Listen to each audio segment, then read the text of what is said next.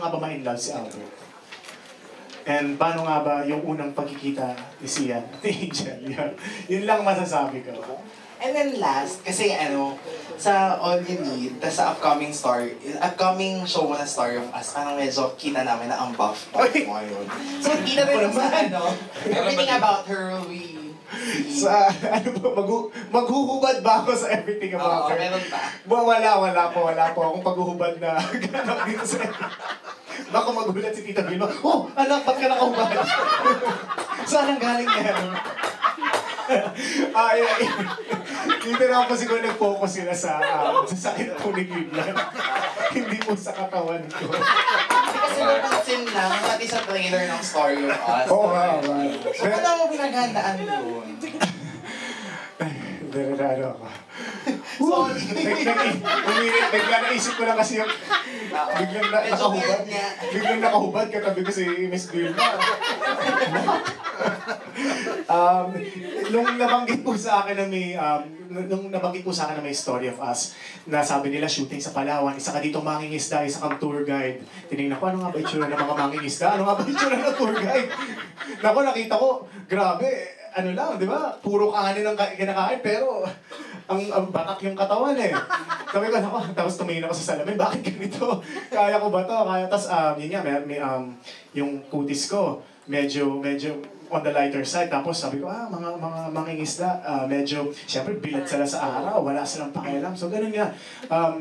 I knew na months before po, kailangan kong mag-lose ng weight. And I did my research, and ngayon sobra na akong into fitness and to kumbaga hindi, kapag tinatanong, ano ba diet mo? Ano ba diet mo? Sinasabi ko, it's not diet, it's lifestyle. O 2 hours ago, 3 hours ago, nasa gym siya. Nag-work. Basta yun po yun. Very much into fitness na po. Okay. Sinong Christmas binigyan, regaluhan mo ang mami mo, lola mo ng kotse? Yes. Bakit yun ang regalo? Kasi yung wala po silang sasakyan, and lola ko nag-jeep. Tinatago niya sa amin. Sabi ko, Lola, paano ka nagkakaroon ng nakwento sa akin ng mga kaibigan niya? Nag-resorts world daw si Lola. Nag-bingo. Lola, paano ka umabot sa bingo? Wala naman po kayo sa... nag-jeep daw siya. Antipolo pa po kasi kami. Nag-jeep po siya. Tapos nag-LRT. Lola, paano? Tapos sabi ko naman kay Mami, paano mo na kasi si Mami rin po yung nag-grocery, lahat-lahat. Nag-taxi ako. Hindi naman po sila nagsabi na kailangan nila. Pero sabi ko, why not make their lives easier? And I guess they deserve the best. So sa lola mo yung gift? Lola and Mami. Para pareho silang, may medyo ginawahan naman ang pagka-travel. Okay. So Z, at this point, would you like to thank them, everyone, for coming today? Yun po, gusto ko lang po talaga magpasalamat for taking this time para supportahan yung pelikula namin. Thank you for taking this time to support our movie. And for also taking this time to get to know me.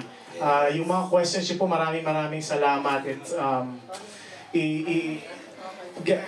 as much as possible, it's yung kumbaga quality yung mga naitanong niyo sa akin. At gusto ko talaga maibahagi yung sarili ko sa inyo. And sana po masuportahan niyo po yung pelikula. And thank you for all the vloggers ko na palaging masaya tayo.